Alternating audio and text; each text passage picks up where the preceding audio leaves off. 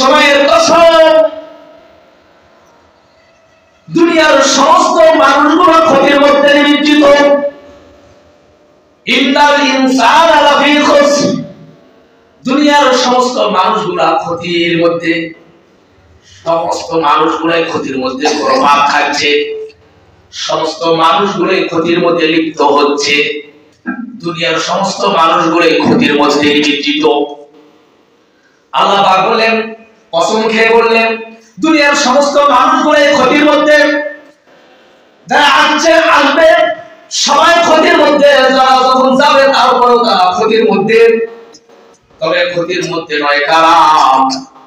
ভাই দুনিয়ার সমস্ত মানুষগুলা ক্ষতির মধ্যে হলেও ক্ষতির মধ্যে নয় তারা, ইল্লাল্লাযীনা আমানু ওয়া আমিলুস সালিহাত। আল্লাহর নবী হযরত রাসূল করিম সাল্লাল্লাহু আলাইহি ওয়াসাল্লামের কলিজার টুকরা হযরত ফাতেমা রাদিয়াল্লাহু তাআলা আনহু, হযরত ফাতেমা রাদিয়াল্লাহু তাআলা আনহু যখন ইন্তেকাল করেন মাগরিবের নামাজের সময়, নামাজ মৃত্যুর আগে তার স্বামী হযরত আলীকে ডাক দিয়ে বলেন, একটা নসিহত করলেন। তার মধ্যে একটা নসিহত ছিল, আলী আমি যখন মারা যাব, মরে যাওয়ার পর রাত্রি বেলায় আমাকে দাফন করে কবর দিবা। কেন তুমি না বড় মহিষী একজন নারী, তোমার জানাতে অনেক মানুষ হবে। ভাই না না না, আমি পর্দা ভালো হওয়ার থেকে আমি পর্দা করেছি, দিনের বেলা আমাকে মাটি দিয়ে অনেক লোকজন সভা দিতে পারবে না, লোকজনের জায়গা দিতে পারবে না। এরপর অন্তত পর্দার কাপড়ের ভিতর থেকেও লোকেরা বুঝতে পারবে নবীর বেটি ফাতেমা এতটা লম্বা ছিল, এতটা চওড়া ছিল। দেখেন তাদের পর্দার কি অবস্থা। আমার ভাইরা, এই ফাতেমা রাদিয়াল্লাহু তাআলা ইন্তেকাল করেন, তার ওসিয়ত অনুযায়ী তাকে কবর দেওয়ার জন্য কবরের পাশে নিয়ে যাওয়া হলো। হযরত আল্লাহর নবীর সাহাবী হযরত আবু যর গিফারী রাদিয়াল্লাহু তাআলা আনহু কবরে নামলেন। কবরে কবরকে ডাক দিয়ে বলেন, কবর আজকে তোর ভেতরে যাকে রাখবো তাকে কি তুমি চেনো? তোর ভেতরে আজকে যাকে রাখবো তিনি সাধারণ কোনো মহিলা নয়, তিনি হলেন আসাদুল্লাহ গালিব আমিরুল মুমিনিন হযরত আলী রাদিয়াল্লাহু তাআলা আনহুর সহধর্মিণী। এই কবর তোর ভেতরে আজকে যাকে রাখবো তিনি হলেন জান্নাতের সর্দার, যুবকদের সর্দার হযরত হাসান হোসেনের মা হযরত ফাতেমাকে রাখবো। এই কবর তোর ভেতরে আজকে যাকে রাখবো তিনি হলেন জান্নাতের মহিলাদের সর্দার হযরত ফাতেমা রাদিয়াল্লাহু তাআলা আনহাকে রাখবো। এই কবর আজকে তোর ভেতরে যাকে রাখবো তিনি হলেন বিশ্বনবী মুহাম্মদ রাসূলুল্লাহ সাল্লাল্লাহু আলাইহি ওয়াসাল্লামের পরিবার টুকরা নয়নের প্রতি হযরত ফাতেমাকে তোর ভেতরে রাখবো। এই কবর খবরদার কবরটা তুমি করিস না। আমার ভাইরা বলার সঙ্গে সঙ্গে হাদিস শরীফে এসেছে, কবর থেকে বিকট আওয়াজ এসে আবুজর, কবর থেকে আওয়াজ এলো আবুজর, কে হাসান হুসাইনের মা, কে হযরত ফাতেমা, কে আলীর স্ত্রী, কে নবীর যে কন্যা ফাতেমা। আমি কবর কিছু চিনি না, আমি কবর কিছু চিনি না, আমি বংশ বিস্তার চিনি না, আমি কবর চিনি আমল, ঈমান এবং আমল। ঈমান আমল পাসপোর্ট ভিসা যদি থাকে, এই কবর তার সাথে ভালো ব্যবহার করবে, সুখের ব্যবহার করবে, শান্তির ব্যবহার করবে। আর ঈমান আমল পাসপোর্ট ভিসা নিয়ে কেউ যদি না আসে, তাহলে এখানে নবীর বেটির কোনো পরিচয় থাকবে না। এইজন্য আমার ভাইরা ওই যে আফজাল বিবারি ওই চিল্লানি শুনে ওই যে কবর থেকে উঠে জঙ্গলের দিকে দৌড় দিয়েছে, যে ওরা আর দুনিয়ার দিকে কখনো ফিরে আসে না। আমার ভাইরা, এইজন্য হযরত রাসূল সাল্লাল্লাহু আলাইহি ওয়াসাল্লাম নবীর কন্যাকে ডেকে বলে, মা কখন এটা ধারণা করো না আমি নবীর মেয়ে ফাতেমা, এইটা ধারণা করো না আমি নবীর মেয়ে ফাতেমা বলে কবরে বাইসে যাব। এইটা মনে করো বলরাম, তোমার ঈমান আমল তুমি ঠিক করো, তোমার হিসাব তোমাকে দিতে হবে। আসসালামু আলাইকুম ওয়া রাহমাতুল্লাহি ওয়া বারাকাতুহু। আলহামদুলিল্লাহ নাহমাদুহু ওয়া নাস্তাঈনুহু ওয়া নাস্তাগফিরুহু ওয়া নু'মিনু বিহি ওয়া নাতাওয়াক্কালু আলাইহি ওয়া নাউযু বিল্লাহি মিন শুরুরি আনফুসিনা ওয়া মিন সাইয়্যাতি আ'মালিনা। এটা গোল করে দাও। মান ইয়াহদিহিল্লাহু ফালা মুদিল্লা লাহু ওয়া মান ইউদ্লিলহু ফালা হাদিয়া লাহু। نشهد أن لا إله إلا الله وحده لا شريك له ونشهد أن سيدنا ونبينا وشفيعنا وحبيبنا ومولانا محمدا عبده ورسوله الذي أرسله بالحق بشيرا ونذيرا وداعيا إلى الله بإذنه وسراجا وقمرا منيرا. فقد قال الله تبارك وتعالى في كلامه المجيد والفرقانه الحميد: أعوذ بالله من الشيطان الرجيم. بسم الله الرحمن الرحيم. والعصر إن الإنسان لفي خسر إلا الذين آمنوا وعملوا الصالحات وتواصوا بالحق وتواصوا بالصبر. وقال رسول الله صلى الله عليه وسلم: من كان في قلبه من خردل من الإيمان دخل الجنة. رواه البخاري، أو كما قال النبي عليه الصلاة والسلام.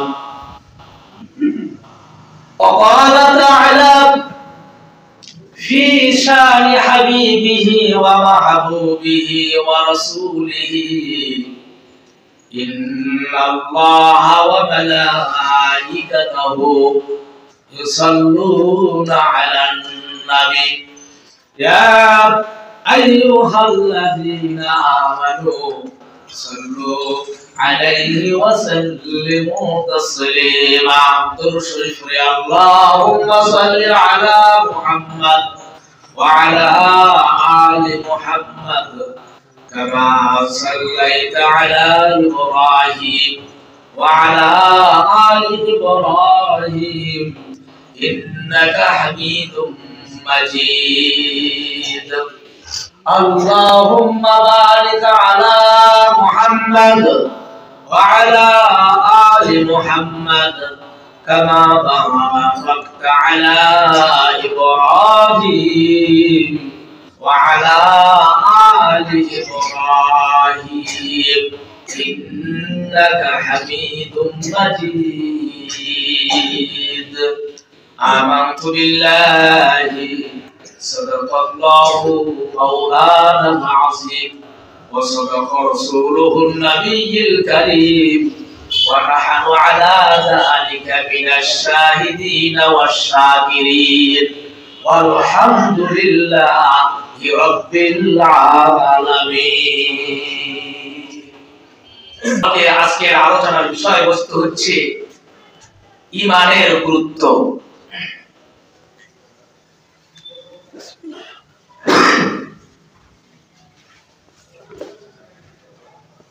ঈমানের গুরুত্ব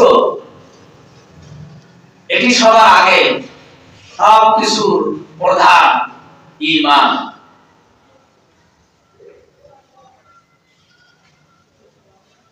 ঈমানের সাথে ছোট্ট একটা কাজ করলেও এটা এটার মূল্যায়ন আল্লাহর কাছে আছে, এটার জন্য সওয়াব পাওয়া যাবে, বেনিফিট পাওয়া যাবে। আর ঈমান যদি না থাকে, যত বড় বড় বড় কাজ করি না কেন, যত ভালো কাজ করি না কেন, যত জনকল্যাণমূলক কাজ করি না কেন, যত জনসেবাই করি না কেন, যদি ঈমান না থাকে তাহলে আমার কোনো কাজ আল্লাহর দরবারে ঠিক হবে না, কবুল হবে না, এর বেনিফিট সওয়াব পাওয়া যাবে না। এজন্য ঈমান সবার আগে। ঈমান যত মজবুত হবে, ঈমান যার যত শক্ত হবে, মজবুত হবে, দৃঢ় হবে, তার ছোট ছোট আমল আল্লাহর কাছে তত মূল্যায়ন হবে, তত দামি হবে। আমলের গুরুত্ব, মূল্য, ওয়েট নির্ভর করে ঈমানের উপর। যার ঈমান যত মজবুত তার আমল তত শক্ত, তার আমল আল্লাহর কাছে তত দামি। আর ঈমান নাই, আমল যত বড় হোক, যত বড় ভালো কাজই হোক, ঈমান না থাকার কারণে ওই কাজের, ওই ভালো কাজের মূল্য আল্লাহর কাছে বিন্দু পরিমাণও নাই। এজন্য ঈমানের মূল্য, ঈমানের দাবি, ঈমানের গুরুত্ব সবচেয়ে অপরিসীম, সবচেয়ে বেশি।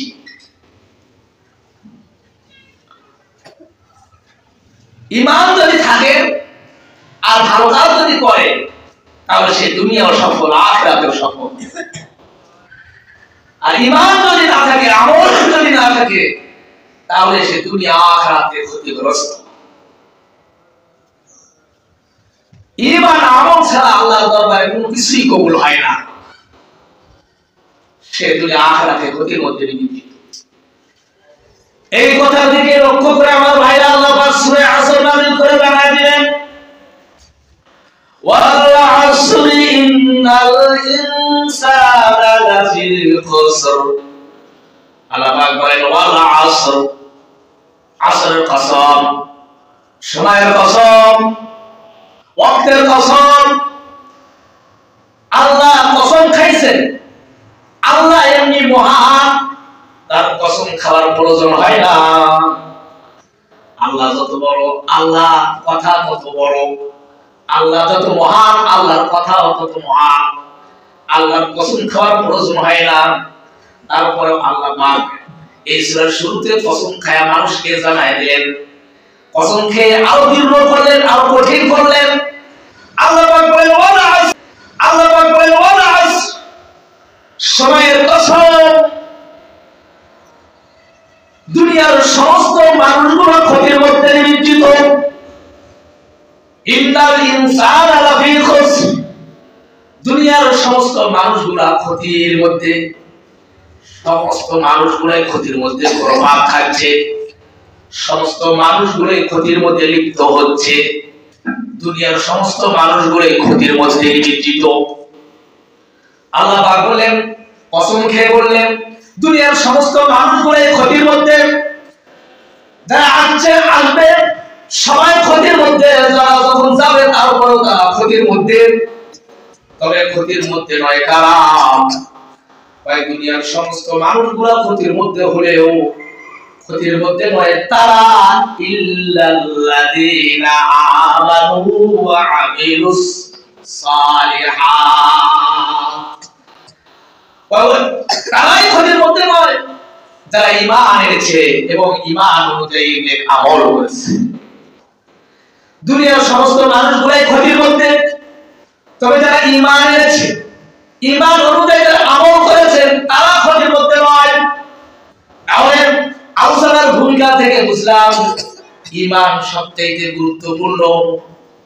ঈমান যদি থাকে আর ঈমানের পাশাপাশি যদি আমল থাকে, এই মানুষগুলো দুনিয়া আখিরাতে সফল। আর ঈমান যদি না থাকে, আমল যদি না থাকে, আল্লাহ পাক বলেন ওই মানুষগুলো দুনিয়া আখিরাতে ক্ষতির মধ্যে। আর ঈমান যদি থাকে, সামান্য পরিমাণে যদি ঈমান থাকে, তাহলে ওই মানুষটা দুনিয়া আখিরাতে সফল। কেমন সফল? আল্লাহ রাসূল বলেন, মান কানা ফি কলবিহি মিন খারদালিন মিনাল ঈমান, যার অন্তরের মধ্যে সরিষার দানা পরিমাণ ঈমান থাকবে, আল্লাহ পাক কাল কিয়ামতের দিন তাকে সফলতা জান্নাত দান করবেন। বল সুবহানাল্লাহ। এইজন্য দুনিয়ার সমস্ত মানুষ যদি ক্ষতির মধ্যে হয়, কিন্তু যাদের মধ্যে ঈমান আছে তারা ক্ষতির মধ্যে নয়। আমার ভাইরা, ঈমান খুব গুরুত্ব। ঈমানের চাবি হলো লা ইলাহা ইল্লাল্লাহ মুহাম্মাদুর রাসূলুল্লাহ।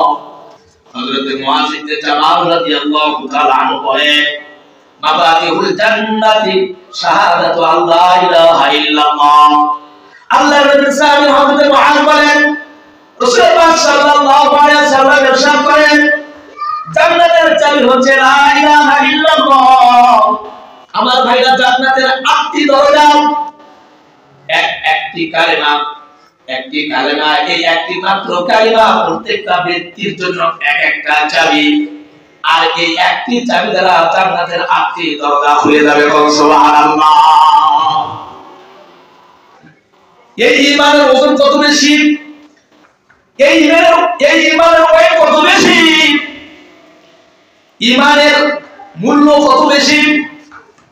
হযরত আমর ইবনে আস রাদিয়াল্লাহু তাআলা আনহু রাসূল পাক সাল্লাল্লাহু আলাইহি সাল্লাম থেকে ইরশাদ করেন, কিয়ামতের দিন এক ব্যক্তির আমলনামা ওজন করার জন্য মিজানের কাছে আনা হবে।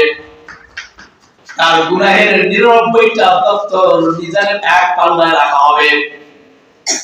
তার গুনাহের পাপের 99টা আমল খাতা দপ্তর, এক একটা দপ্তরের দীর্ঘতা দৃষ্টির সীমা দূর পর্যন্ত যায়। এক একটা দপ্তর গুনাহের দপ্তর ওই ব্যক্তির দৃষ্টি যতদূর যায়, এক একটা দপ্তর তত দীর্ঘ তত বড়। এরকম 99টা দপ্তর গুনাহের দপ্তর মিজানের এক পাল্লায় রাখা হবে। পরপর কাগজের এক টুকরা, ছোট্ট একটা টুকরা বের করে অপর পাল্লায় রাখা হবে। তখন ওই কাগজের টুকরাটি তার গুনাহের 99টি দপ্তর থেকেও ভারী হয়ে যাবে। সুবহানাল্লাহ। আমার ভাইরা, ওই কাগজের টুকরায় যে জিনিসটা লেখা থাকবে সেটা হলো আশহাদু আল্লা ইলাহা ইল্লাল্লাহু ওয়া আশহাদু আন্না মুহাম্মাদান আবদুহু ওয়া রাসূলুহু।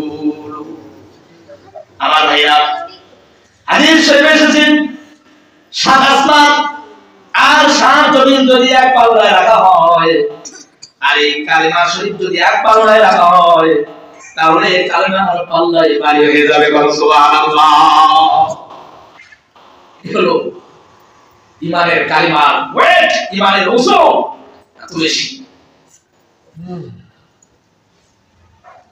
হযরত রাসূল করিম সাল্লাল্লাহু আলাইহি ওয়াসাল্লাম হযরত জিবরাইল আলাইহিস সালামকে জিজ্ঞাসা করলেন, জিবরাইল, জান্নাতের সনদপত্র কি, জান্নাতের পাসপোর্ট কি? আমি যে জান্নাতে যাব, জান্নাতে যাওয়ার জন্য একটা পাসপোর্ট লাগবে, একটা ভিসা লাগবে। ও জিবরাইল, আমার উম্মত যে জান্নাত যাবে, জান্নাতে যাওয়ার পাসপোর্টটা কি? হযরত জিবরাইল আলাইহিস সালাম বললেন, আপনার উম্মতের জান্নাতে যাওয়ার পাসপোর্ট হলো আশহাদু আল্লা ইলাহা ইল্লাল্লাহু ওয়া আশহাদু আন্না মুহাম্মাদান আবদুহু ওয়া রাসূলুহু। এটা হচ্ছে আপনার উম্মতের জান্নাতে যাওয়ার পাসপোর্ট। বলেন সুবহানাল্লাহ।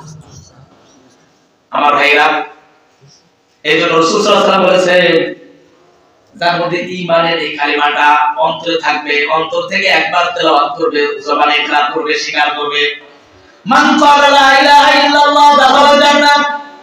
পয়গম্বর বলেন, যে ব্যক্তি একবার অন্তর থেকে জবানে ইকরার করবে লা ইলাহা ইল্লাল্লাহ, সে অবশ্যই আল্লাহর জান্নাতে প্রবেশ করবে। তাহলে এই কালিমার মর্যাদা কত বেশি। হযরত ইবনে আব্বাস রাদিয়াল্লাহু তাআলা আনহু বর্ণনা করেন, যে ব্যক্তি এই কালেমা পাঠ করবে, তার গুনাহগুলো মাফ করে দেওয়া হবে, তার তওবা কবুল করা হবে, সে জাহান্নাম থেকে বাঁচতে পারবে। আর যে ব্যক্তি এই কালেমা পাঠ করবে না, তার গুনাহ মাফ হবে না, তার তওবা কবুল হবে না, তার কঠিন শাস্তি হবে, সে চিরকাল জাহান্নামে থাকবে। যার কারণে গাফিরুজ যামবি আবিলুত তাওবি ওয়া শাদীদুল ইকাব, এই আয়াতের তাফসীর করতে গিয়ে এই আয়াতের তাফসীর সম্পর্কে হযরত আব্দুল্লাহ ইবনে আব্বাস রাদিয়াল্লাহু তাআলা আনহু অভিমত করেন, গাফিরুজ যামবি লিমান ক্বালা লা ইলাহা ইল্লাল্লাহ, কাবিরুত তাওবি লিমান ক্বালা লা ইলাহা ইল্লাল্লাহ। যে ব্যক্তি কালিমা পাঠ করবে, তার গুনাহগুলো মাফ করে দেওয়া হবে। যে ব্যক্তি কালিমা পাঠ করবে, তার তওবা কবুল করা হবে। শাদীদুল ইকাব লিমান লা ইয়াকুলু লা ইলাহা ইল্লাল্লাহ, আর যে ব্যক্তি কালিমা পাঠ করবে না, তার জন্য তওবা কবুল করা হবে না, গুনাহ মাফ করা হবে না, বরং তার জন্য কঠিন শাস্তি প্রদানকারী হবে। তাহলে কালিমা হলো ঈমানের মূল, ঈমানের চাবি। এই কালিমার মর্যাদা বেশি। আমার ভাইরা, এইজন্য শুরুতে বললাম, ঈমান যদি থাকে ওই কাজের মূল্য আছে, ঈমান যদি না থাকে যত ভালো কাজ হোক ওই কাজের মূল্য নাই। ঈমান সবার আগে। আমার ভাইরা, কাবা শরীফ, এই কাবা শরীফ এক রাকাত নামাজ পড়লে 1 লক্ষ নামাজের সওয়াব পাওয়া যায়। কাবা শরীফে কোন ব্যক্তি যদি এক রাকাত নামাজ পড়ে 1 লক্ষ রাকাতের নামাজ পাওয়া সওয়াব পাওয়া যায়। কাবা শরীফ দৈনন্দিন 120টা করে রহমত নাযিল হয়। কাবা শরীফ তো স্বয়ং আল্লাহ রাব্বুল আলামিন বানাইছে। আমার ভাইরা, মহাকাশ গবেষণা কেন্দ্র নাসা কয়েকজন বিজ্ঞানী মহাকাশ গবেষণা করতে গিয়ে দেখে আকাশ থেকে দুইটা আলো জমিনের দিকে পড়তেছে।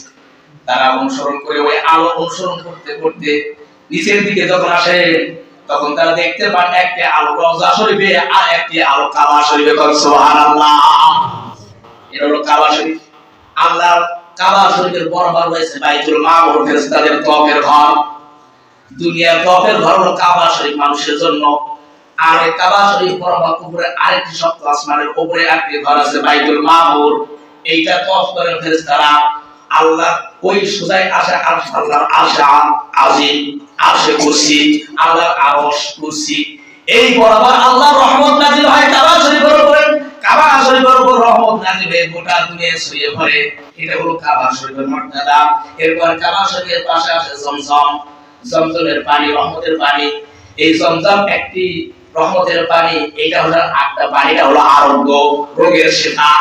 আল্লাহর রহমত কত কোটি কোটি লক্ষ লক্ষ কোটি কোটি লিটার পানি উঠায়, তারপরে এখান থেকে কখনো পানি কমে না। এখান থেকে হাজিদেরকে পানি পান করা হয়। হাজি ভাইরা এখান থেকে পানি নিয়ে বিভিন্ন দেশে যায়, নিজ নিজ দেশে যায়।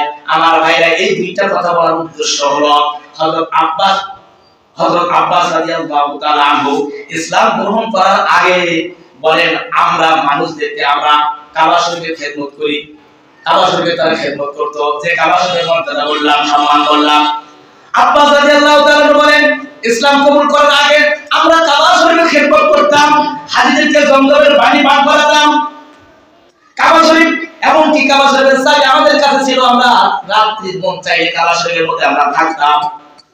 তাহলে কাবা শরীফে ঈমান করা, দেখাশোনা করা, খেদমত করা, সেবা করা, হাজিদেরকে পানি পান করানো, এর চাইতে ভালো কাজ, এর চাইতে উত্তম কাজ আর কি হতে পারে?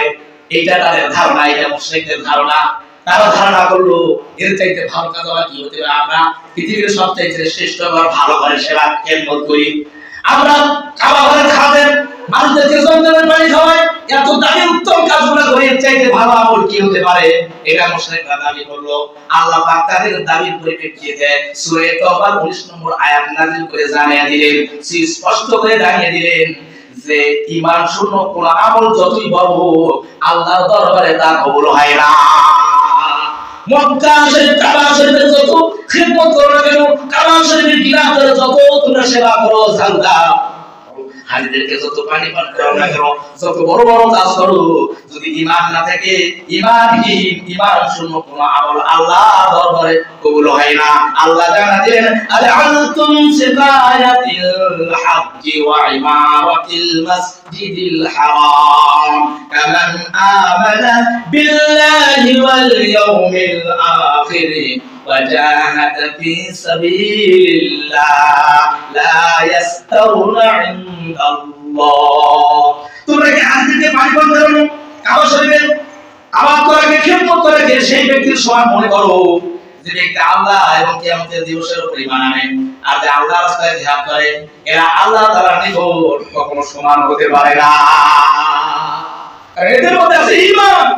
যাদের মধ্যে ঈমান, আল্লাহর উপর বিশ্বাস রাখে, আখিরাতের প্রতি বিশ্বাস রাখে, আল্লাহর রাস্তায় সংগ্রাম করে, এদের মধ্যে আছে ঈমান। এদের শব্দ তোমরা কখনো হতে পারবে না।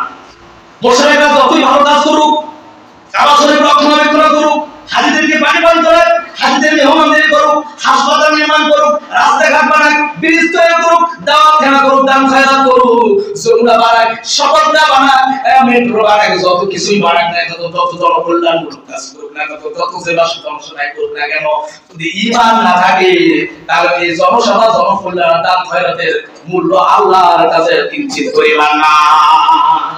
এই জন্য ঈমান হলো সবার আগে। ঈমান থাকলে ছোট্ট কাজটার দাম আল্লাহর কাছে অনেক বেশি।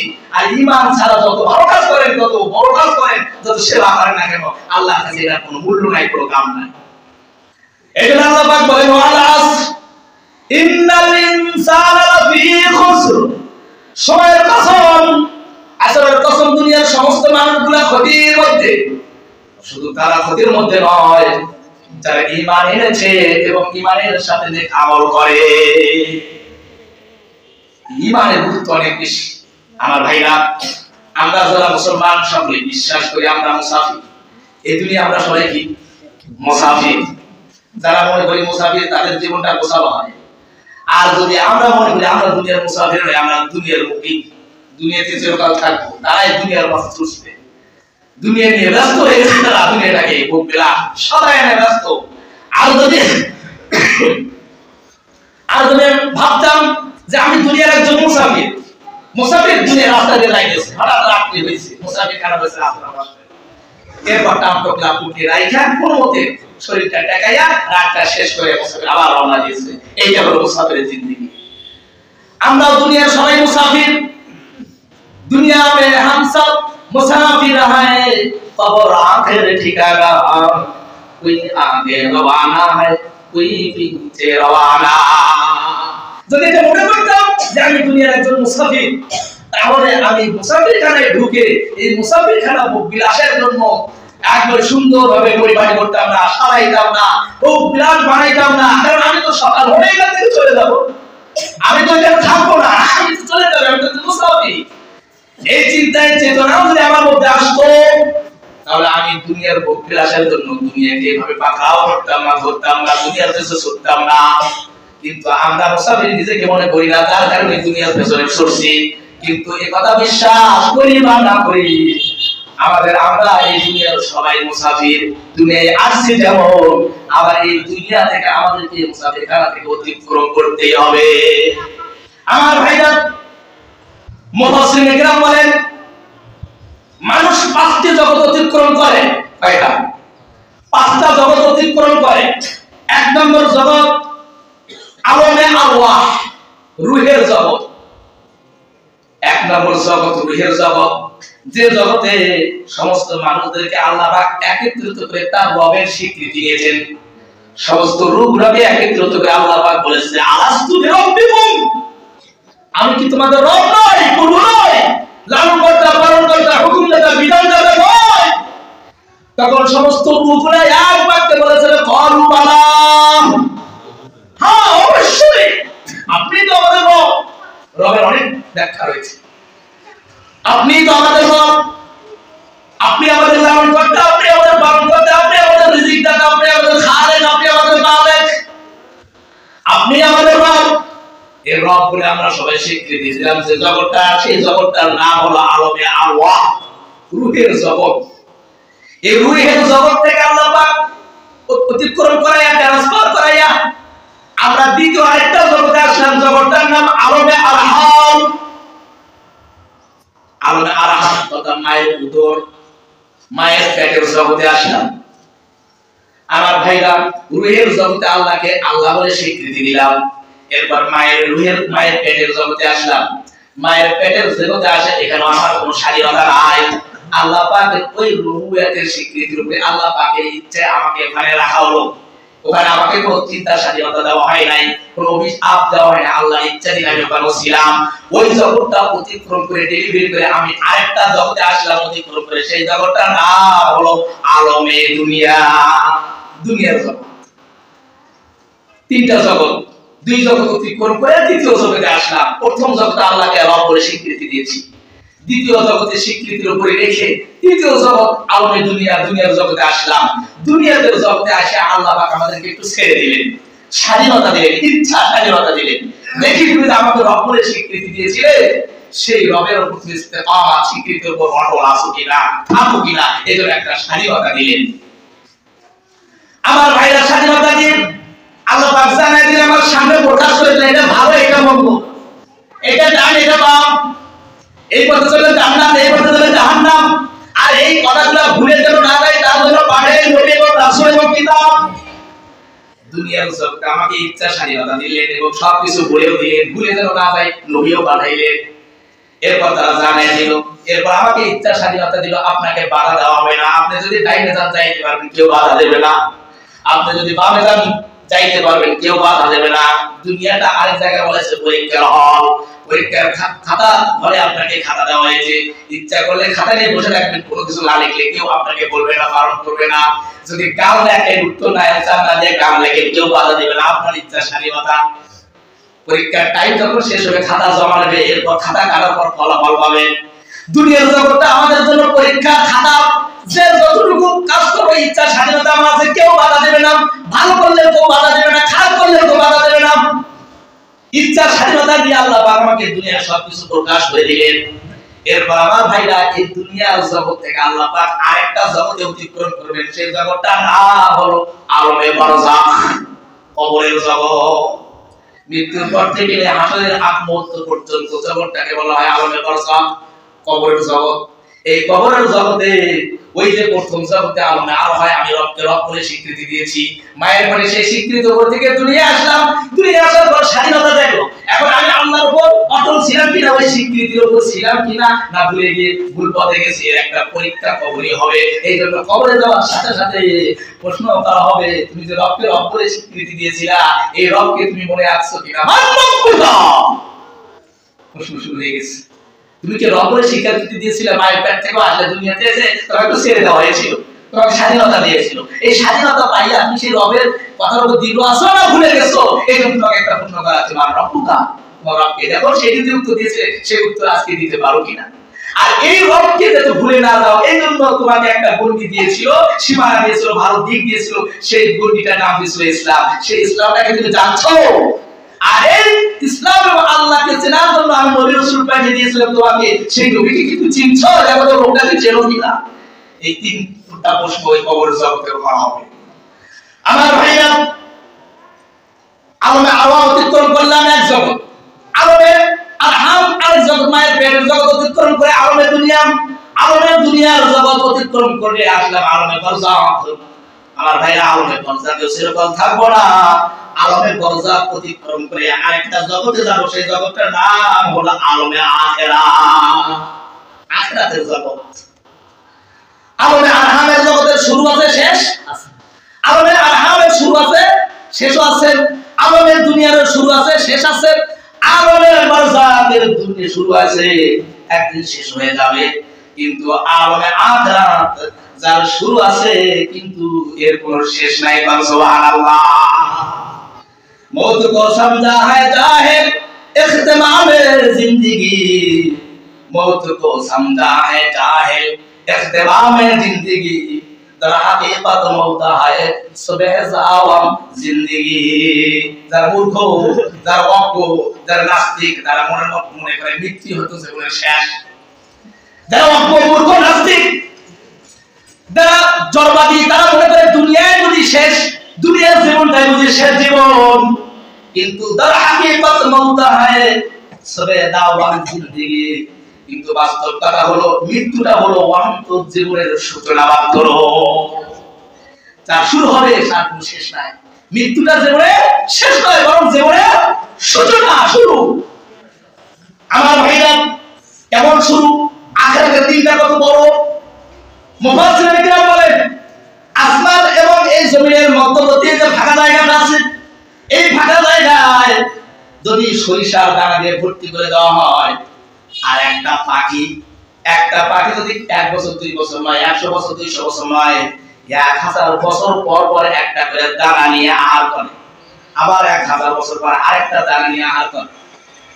সরিষার দানা কতগুলা? এই জমিন থেকে আসমান পর্যন্ত তো ফাঁকা জায়গা আছে, গোটা দুনিয়াটা সরিষার দানা দিয়ে ভরা। পাখিরা 1000 বছর পর পর 1000 বছর পর পর একটা করে দানা আহার করে।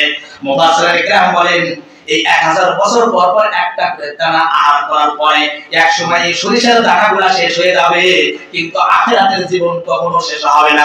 সুবহানাল্লাহ। আখিরাতের জীবন কত বড়। আরেক তাফসীরে দেখলাম মুফাসসিরিন কিরাম লেখেন, এই দুনিয়ার জীবনটা 1.5 মিনিট, আখিরাতের তুলনায় এই দুনিয়ার জীবনটা 1.5 মিনিট। কেমন? কি বলেন?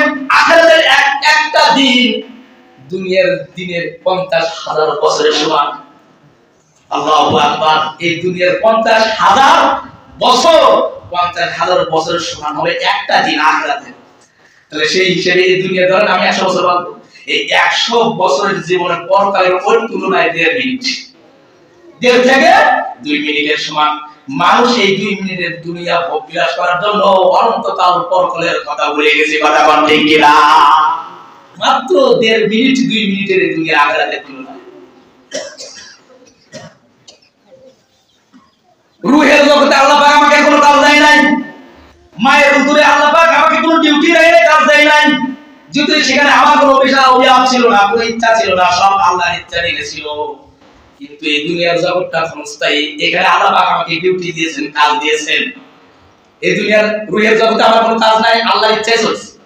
মায়ের পেটের মধ্যে আল্লাহর ইচ্ছা ছিল, অভিয়াপ ছিল না আমার, কিন্তু দুনিয়াতে আল্লাহ বলবে আমাকে স্বাধীনতা দেওয়া হয়েছে। দুনিয়ার জীবনে আল্লাহ পাক আমাকে ডিউটি দিয়েছে, সেই ডিউটির কাজ যদি না করে তাহলে আমি ক্ষতিগ্রস্ত। ওয়াল আসর ইন্নাল ইনসানা লাফি খুসর, আমাকে ডিউটি দেওয়া হয়েছে, আমাকে কাজ দেওয়া হয়েছে। মহান রব্বুল আলামিন দুনিয়াতে আমার জন্য একটা কাজ দিয়েছেন, কাজ দিয়ে পাঠিয়েছেন।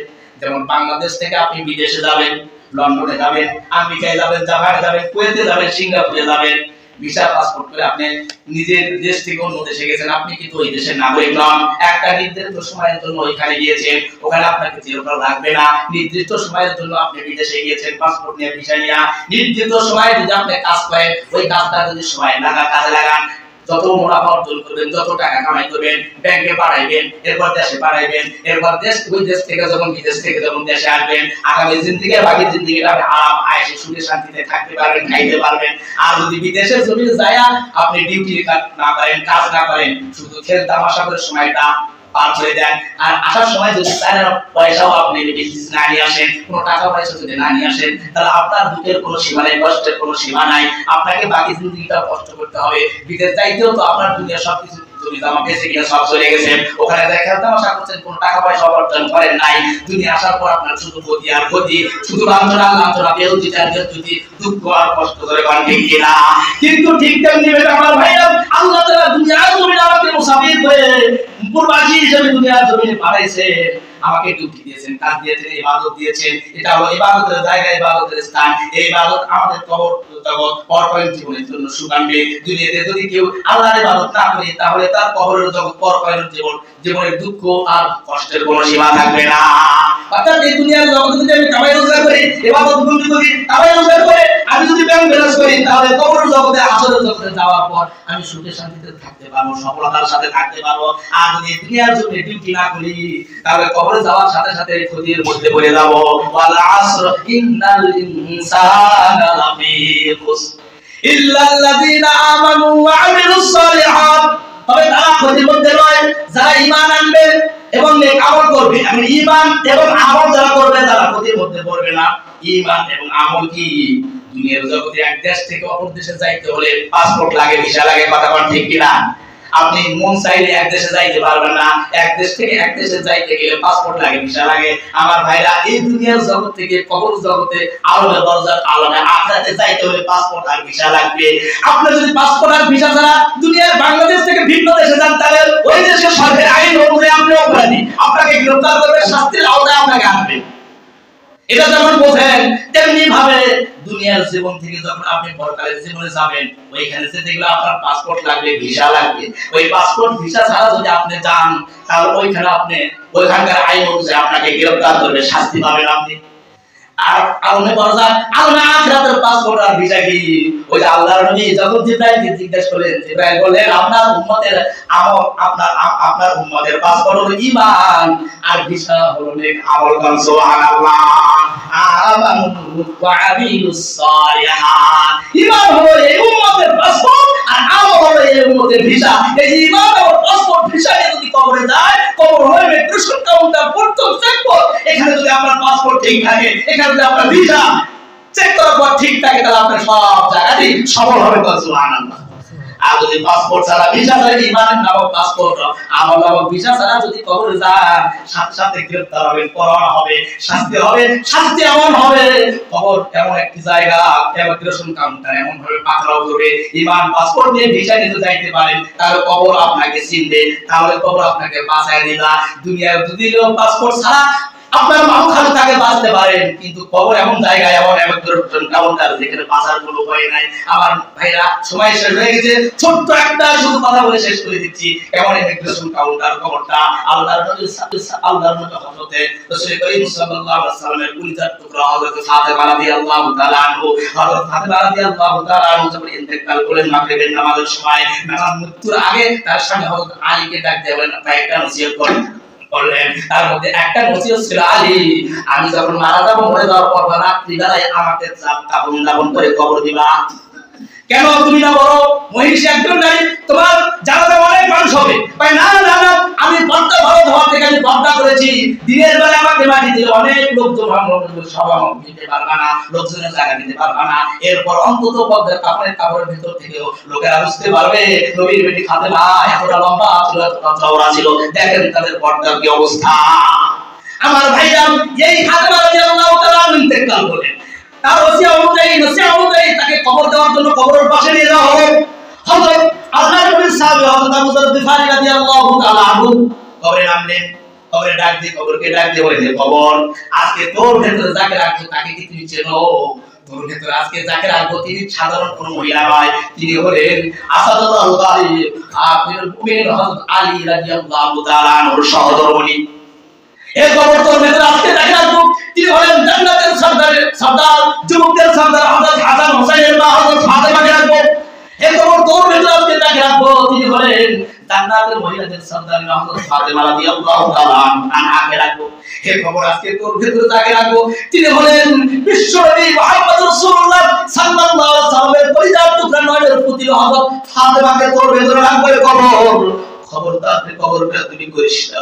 আমার ভাইরা বলার সঙ্গে সঙ্গে হাদিস শরীফে এসেছে কবর থেকে বিকট আওয়াজ এসে আবুজর, কবর থেকে আওয়াজ এলো আবুজর, কে হাসান হুসাইনের মা, কে হযরত ফাতেমা, কে আলীর স্ত্রী, কে নবীর যে কন্যা ফাতেমা। আমি কবর কিছু চিনি না, আমি কবর কিছু চিনি না, আমি বংশ বিস্তার চিনি না। আমি কবর চিনি আমল, ঈমান এবং আমল। ঈমান, আমল, পাসপোর্ট, ভিসা যদি থাকে এই কবর তার সাথে ভালো ব্যবহার করবে, সুখের ব্যবহার করবে, শান্তির ব্যবহার করবে। আর ঈমান, আমল, পাসপোর্ট, ভিসা নিয়ে কেউ যদি না আসে তাহলে এখানে নবীর বেটির কোনো পরিচয় থাকবে না।